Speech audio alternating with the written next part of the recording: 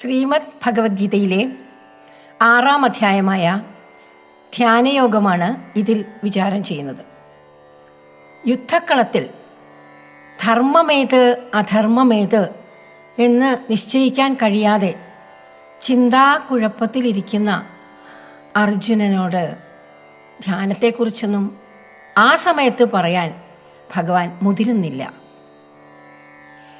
എന്തുകൊണ്ടെന്നാൽ മനസ്സിന് ഏകാഗ്രതയില്ലാത്ത സമയത്ത് എങ്ങനെയാണ് ധ്യാനിക്കുക? അതുകൊണ്ട് ഭഗവാൻ ഫലാപേക്ഷയില്ലാതെ കർമ്മം ചെയ്യുന്നതിനെക്കുറിച്ചും ഈശ്വരൻ്റെ കയ്യിലൊരു ഉപകരണമാണ് താന് എന്ന് ഭാവന ചെയ്തുകൊണ്ട് കർമ്മം ചെയ്യുന്നതിനെക്കുറിച്ചും മാത്രം പറഞ്ഞു കൊടുത്തു. ഇപ്പോൾ അർജുനൻ ധ്യാനത്തിന് പക്വമായി. കാരണം കർമ്മയോഗം അനുഷ്ഠിച്ചാൽ അന്ധക്കരണം ശുദ്ധമാവും. ശുദ്ധമായ അന്ധക്കരണം കൊണ്ട് മാത്രമേ ഒരുവന് ധ്യാനിക്കാനാകൂ. അതുകൊണ്ട് ഭഗവാൻ ആമുഖമായിട്ട് പറഞ്ഞു കൊടുക്കുന്നു, അർജുന, ഇന്ദ്രിയങ്ങളെ നിയമനം ചെയ്ത് മനസ്സിനെ നിയന്ത്രിച്ച് അന്തർമുഖ വിചാരം ചെയ്ത് അന്തരാത്മാവിനെ കണ്ടെത്തണം. അതിന് അവനവൻ തന്നെ പ്രയത്നിക്കണം. ഭഗവാന്റെ ആഹ്വാനമാണ്, ഉദ്ധരേത് ആത്മനാത്മാനം ന ആത്മാനം അവസാദയേത് ആത്മൈവ ഹ്യാത്മനോ ബന്ധു ആത്മൈവ രിപുരാത്മനഃ. അവനവൻ അവനവനെ തന്നെ ഉദ്ധരിക്കണം. അവനവൻ അവനവനെ ഒരിക്കലും താഴ്ത്തിക്കെട്ടരുത്, പീഡിപ്പിക്കരുത്. അവനവൻ്റെ ബന്ധു അവനവൻ തന്നെ, അവനവൻ്റെ ശത്രുവും അവനവൻ തന്നെ. വിഷയങ്ങളുടെ പുറകെ പായുന്ന ബഹിർമുഖമായ മനസ്സാണ് നമ്മുടെ ശത്രു. അതേ അന്ധക്കരണം തന്നെ ഉള്ളിലേക്ക് അങ്ങ് തിരിഞ്ഞാൽ, ബുദ്ധിയായാൽ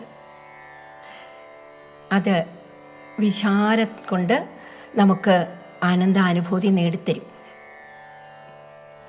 ബന്ധു നമ്മളെ സഹായിക്കും, ശത്രു നമ്മളെ ദ്രോഹിക്കും. ഇവിടെ എല്ലാം നമ്മൾ തന്നെയാണ്. നമുക്ക് നാമേ പണിവത് നാക്കം നരകവും അതുപോലെ എന്ന് കവി പാടിയിട്ടില്ലേ? ഈ സ്വർഗവും നരകവും എല്ലാം നമ്മുടെ തന്നെ അനുഭവ മണ്ഡലങ്ങളാണ്. ഇതറിഞ്ഞ് അന്ധക്കരണത്തെ ശുദ്ധമാക്കിക്കൊണ്ട് പരമാത്മധ്യാനത്തിൽ ഏർപ്പെടാൻ ശ്രമിക്കണം അർജുന. ഇനി ധ്യാനിക്കേണ്ട ക്രമം എന്താണ്? ധ്യാനത്തിന് ഇടയിൽ വരുന്ന വിഘ്നങ്ങൾ എന്തൊക്കെയാണ്? ആ വിഘ്നങ്ങളെ നിവാരണം ചെയ്യാനുള്ള മാർഗങ്ങൾ എന്തൊക്കെയാണ്? അതൊക്കെയാണ് ധ്യാനയോഗത്തിൽ ഭഗവാൻ അർജുനന് ഉപദേശിക്കുന്നത്. ഒന്നാമതായിട്ട് ഏകാന്തത്തിലൊരു സ്ഥലം തിരഞ്ഞെടുക്കണം. വലിയ ബഹളത്തിൽ ഇരുന്നൊന്നും സാധാരണക്കാർക്ക് ധ്യാനിക്കാനാവില്ല. വിജനമായ ഏകാന്തമായ സ്ഥാനത്ത് പോയിരിക്കണം എന്നൊക്കെ പറഞ്ഞാൽ ധ്യാനിക്കാനായിട്ട് വനത്തിൽ പോയിരിക്കണം എന്നൊന്നും അർത്ഥമില്ല. നമ്മുടെ തന്നെ വാസസ്ഥലത്ത് ഏകാന്തത്തിലിരിക്കാനൊരു സ്ഥാനം അത് കണ്ടുപിടിക്കണം. അധികം ഉയർന്നതോ അധികം താഴ്ന്നതോ ആയിരിക്കരുത്. സുഖകരമായിട്ടുള്ളൊരു ഇരിപ്പിടമായിരിക്കണം. അവിടെ ഇരുന്ന് കഴുത്ത്, തല, ഉടൽ ഇത് നേർരേഖയിലായിരിക്കണം. ശ്വാസോച്ഛ്വാസത്തെ നിയന്ത്രിക്കണം. ദൃഷ്ടി ചുറ്റുപാടും പായാതെ നോക്കണം. എന്നിട്ട് സാവധാനം ഉള്ളിലേക്ക് പോകണം. എങ്ങനെയാണ്? സങ്കൽപ്പപ്രഭവാൻ കാമാൻ സർവാൻ ത്യക്വാൻ അശേഷതഃ. ഉള്ളിലപ്പോൾ ആഗ്രഹങ്ങളും മറ്റൊരു വിചാരം ഉണ്ടാവാൻ പാടില്ല.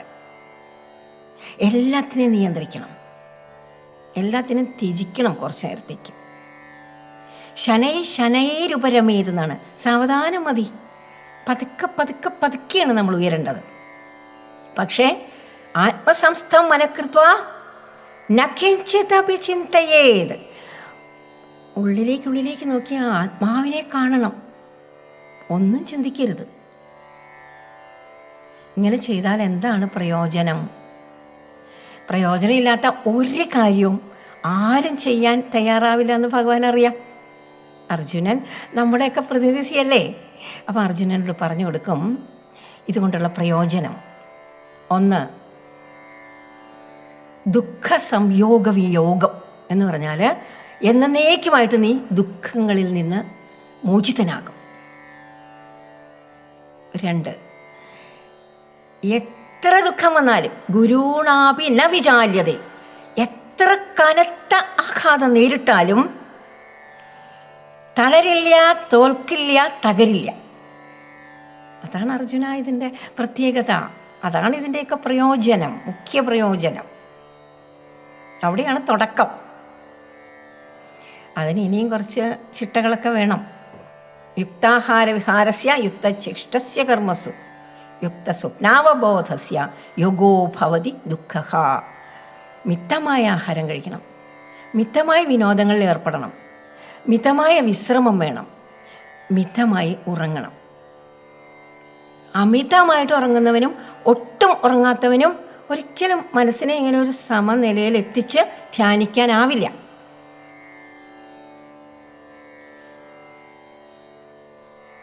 അതിന് ഏകാഗ്രതയോടെ ഇരുന്ന് പതുക്കെ പതുക്കെ പതുക്കെ പതുക്കെ ആത്മവിചാരം ചെയ്യണം.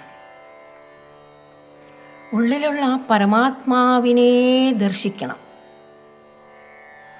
ഇളകാതെ, മനസ്സിളകാതെ, യഥാ ദീപോ നിവാതസ്ഥ എന്നാണ് ഭഗവാൻ പറയുന്ന ഉപമ.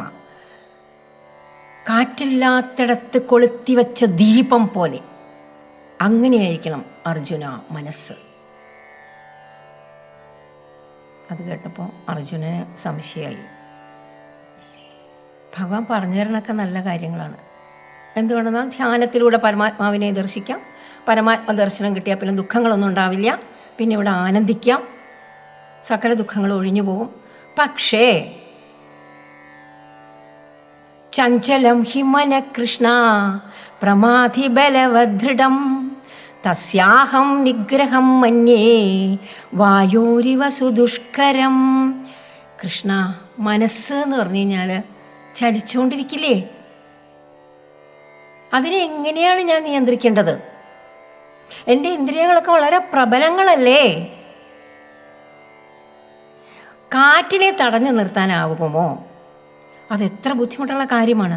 അതുപോലെ തന്നെയല്ലേ ഈ മനസ്സിനെ അല്ലെങ്കിൽ ചിന്തകളെ നിയന്ത്രിക്കുക എന്നുള്ളത്. ഭഗവാൻ ആദ്യം അർജുനൻ്റെ അഭിപ്രായത്തോട് അനുകൂലിച്ചു. അങ്ങനെയാണ് നല്ലൊരു ശ്രോതാവ്. സംസാരത്തിൻ്റെ ഇടയിൽ ഒരിക്കലും തർക്കിക്കില്ല. തനിക്ക് ഭിന്നാഭിപ്രായമുള്ളൊരു കാര്യം കേട്ടാൽ കൂടിയും അനുകൂലിച്ചിട്ട് സാവധാനം സാവധാനം സാവധാനം ആ വക്താവിൻ്റെ ശ്രദ്ധ പിന്നെ അടുത്ത വക്താവിൻ്റെ വാക്കുകളിലേക്ക് തിരിക്കും. ഭഗവാൻ പറയും, അസംശയം മഹാബാഹോ മനോ ദുർനിഗ്രഹം. അസംശയം മഹാബാഹോ മനോ ദുർനിഗ്രഹം ചലം അഭ്യാസേന തു കൗന്തേയ വൈരാഗ്യേണ ച ഗൃഹ്യതേ. ഹേ കൗന്തേയ, നീ പറഞ്ഞത് ശരിയാണ്. മനസ്സിനെ നിയന്ത്രിക്കുക എന്നുള്ളത് എല്ലാവർക്കും ബുദ്ധിമുട്ടുള്ള കാര്യം തന്നെയാണ്, ഒരു സംശയമില്ല. പക്ഷേ നിരന്തരമായിട്ടുള്ള അഭ്യാസം കൊണ്ട് നമുക്ക് നിയന്ത്രിക്കാൻ പറ്റും. ഈ കണ്ട വിഷയങ്ങളിൽ നിന്നൊക്കെ നമ്മുടെ രാഗത്തെ, നമ്മുടെ ഇഷ്ടത്തെ ഒന്ന് പിൻവലിക്കുക.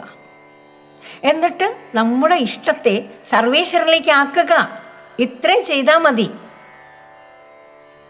ഈ പ്രശ്നത്തിന് പരിഹാരമായി എന്ന് പറയും. അർജുനന് ബോധ്യമായി അപ്പോൾ അത്. പക്ഷെ അപ്പോൾ അർജുനന് അടുത്ത സംശയം, ഭഗവാനെ, ഇപ്പോൾ ഭഗവാന്റെ വാക്കൊക്കെ സത്യമാണ് എന്ന് ഞാൻ വിശ്വസിക്കുകയാണ്. എന്നിട്ട് ഞാനിത് അനുസരിക്കാനായിട്ട് പൂർണ്ണമായിട്ട് ഞാൻ തയ്യാറായി. പക്ഷേ ലൗകിക ജീവിതത്തിൽ നിന്ന് ഞാൻ വിടുകയും ചെയ്തു. ആധ്യാത്മികമായിട്ടുള്ള ഉണർവിലേക്ക് ഞാൻ എത്തിയിട്ടുമില്ല. ആ സമയത്ത് എൻ്റെ ശരീരത്തിൽ നിന്ന് ഈ പ്രാണൻ പോവുകയാണെങ്കിൽ, അല്ലെങ്കിൽ എനിക്ക് എന്തെങ്കിലും തരത്തിലുള്ള ഒരു മാർഗഭ്രംശം വരികയാണെങ്കിൽ പിന്നെ എൻ്റെ ഗതി എന്തായിരിക്കും കൃഷ്ണ? കാറ്റത്ത് ചിന്നിച്ചിതറുന്ന മേഘം പോലെ ആവില്ലേ? ഭഗവാൻ പറയും, ഒരിക്കലുമില്ല, ഒരിക്കലുമില്ല. നഹി കല്യാണകൃത് കശ്ചിത് ദുർഗതിം.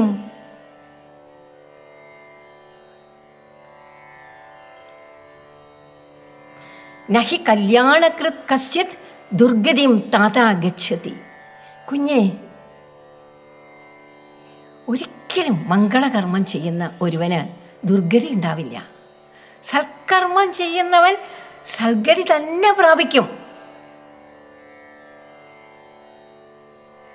ഇവിടെ എവിടെയാണോ നീ നിന്റെ കർമ്മങ്ങൾ നിർത്തിപ്പോകുന്നത്?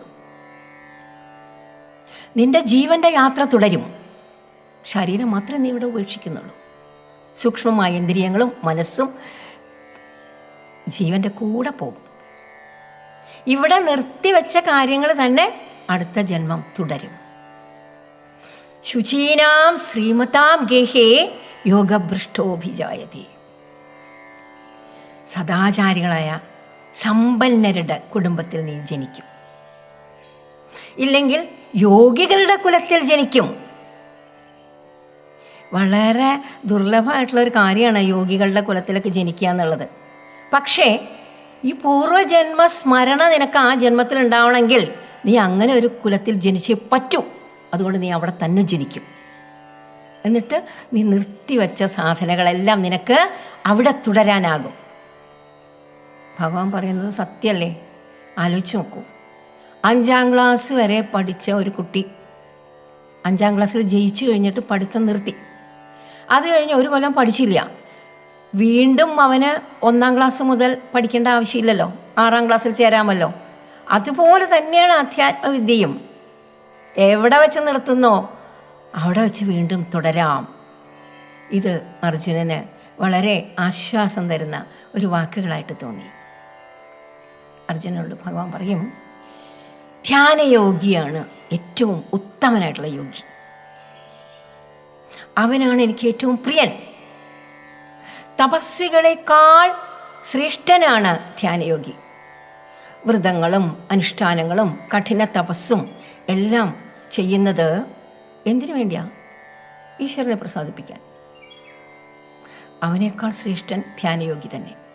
പണ്ഡിതന്മാരെക്കാൾ ശ്രേഷ്ഠൻ ധ്യാനയോഗി. ശാസ്ത്രങ്ങളും പുരാണങ്ങളും വേദങ്ങളും എല്ലാം പഠിക്കുക എന്ന് പറഞ്ഞ് അത് ബുദ്ധിപരമായിട്ടുള്ളൊരു വ്യായാമമായിട്ട് നിർത്തിക്കൊണ്ട് നിന്നാൽ ഒരിക്കലും അത് നമ്മളെ പരമാനന്ദ അനുഭൂതിയിലേക്ക് എത്തിക്കില്ല. അതുകൊണ്ട് പണ്ഡിതരെക്കാൾ ശ്രേഷ്ഠനാണ് ധ്യാനയോഗി. നിഷ്കാമ കർമ്മം ചെയ്യുന്നവനേക്കാളും ശ്രേഷ്ഠനാണ് കർമ്മയോഗി. എന്തുകൊണ്ടെന്നാൽ ധ്യാനാവസ്ഥിത തദ്ഗതേന മനസ്സാ പശ്യന്തി. ധ്യാനത്തിലിരിക്കുമ്പോൾ മാത്രമേ നമുക്ക് ആ പരമാനന്ദ അനുഭൂതിയിലേക്ക് ഒന്ന് എത്തി നോക്കാനാകുകയുള്ളൂ. പരമാത്മാവിനെ ദർശിക്കാനുള്ളൊരു സൗഭാഗ്യം ലഭിക്കുകയുള്ളൂ. അതുകൊണ്ട് ഭഗവാൻ പറയും, എനിക്ക് ഏറ്റവും പ്രിയനായിട്ടുള്ളത് ധ്യാനയോഗി തന്നെയാണ്. അവൻ എളുപ്പത്തിൽ ആത്മസാക്ഷാത്കാരം നേടും. ഭഗവാൻ പറയുന്നതിൻ്റെ പൊരുൾ ഇതാണ്. ധ്യാനയോഗത്തിൽ ഇരിക്കുമ്പോൾ,